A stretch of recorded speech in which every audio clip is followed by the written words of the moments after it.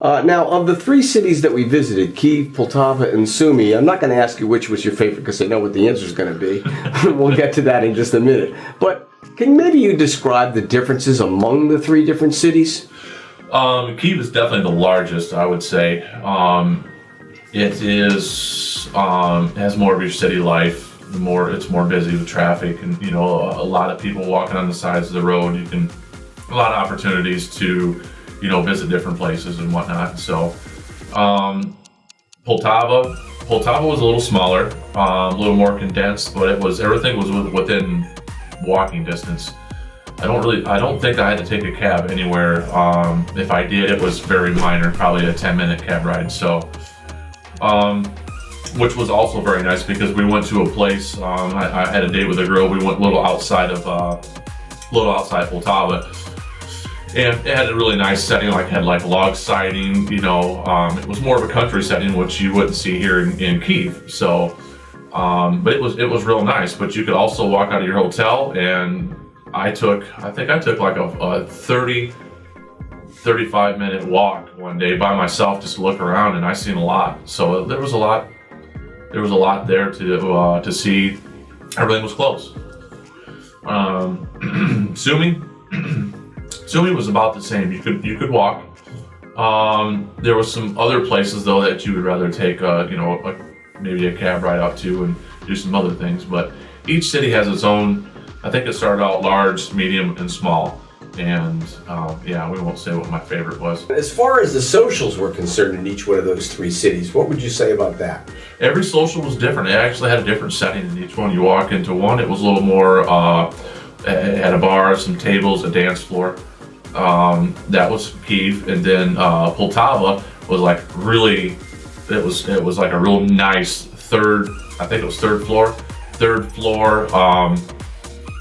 Like a nice, really nice dance place. It did have a lot of tables, but it had a really nice dance floor, a couple different levels there, and great bartenders there, great people. So it was a little more, I would say, upbeat. Like a nicer. It was probably just all around just a nicer, nice place to go to. Sumy was a little bit more of a lot more dinner tables, real nice setup with napkins that were in shapes and bottles of champagne, and also had a pretty nice dance floor. And it was just set up a little bit. Each one had its own individual thing, so you didn't experience the same thing every single time you went to the different ones. You kind of I guess I would say you start looking for a girl to talk to. You grab a glass of champagne and you walk in, and then that's how the night always starts. You just that's kind of odd to say. You don't expect to.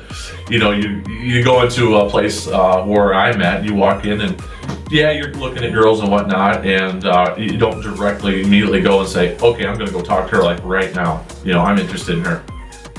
So they all started off, progressed the same, I would say, just in that nature. So then a lot of conversation at the beginning, say for the first couple of hours or so. Yeah, it was more conversation than the first, maybe hour and a half. And then once the night progressed, everyone kind of got loosened up, got used to the atmosphere. You hit the dance floor, or you're kind of laughing with your date or the girl that you were sitting with. You started to open up a little bit more. If you were nerves go away. You got to, the conversation you started, what's your name, so on and so forth, and, age, what do you do for occupation, or if you have children or not, and what do you do for fun. Usually it really helps with, that's your good conversation to where it takes. And then toward the end, the music came up? Music came up, the dancing happened, and you can just mingle on the dance floor, and at one point in time, you might look and say, I want to dance with her. So you go up. Most of the time, you're gonna dance with her. Or happened to me probably more times than that was that they will pull you on the dance floor. Hey, type of eyes or a gesture. You come here. I want to dance with you. And maybe one or two at a time, or maybe they're friends. Or it was a lot of dancing going on and a lot of interaction. I'm interested, toward the end of the evening, in the various cities. Of course, every city was different. Mm-hmm. But did you see a lot of your buddies, or maybe even yourself, moving on to something else at the end of the evening? Yeah. at the end of the evening when the social was over, either you found a girl you really wanted to be with and you didn't want to spend more time outside of noise, music, people. I did this, I think, probably once in every city.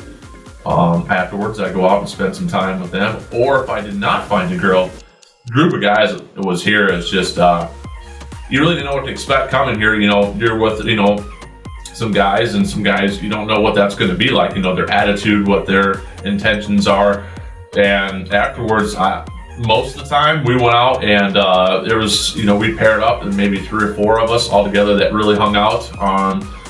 We went to other places and had more good time and met other girls or new experiences as far as like just the type of setting the restaurants are, or the bars, or so on and so forth of that nature. So yeah, it was I know some guys turned in at 7 a.m. I know some guys turned in at 1, 3. It was all hours of the night that people were coming in, and it was always at breakfast time. You got to hear all those stories. So the breakfast time was something to look forward to. Join men from all over the world as they take a trip and find their future brides. Interested? Check out our website at... Don't forget to click on our red subscribe button and notice bell to get updated every time we add something new.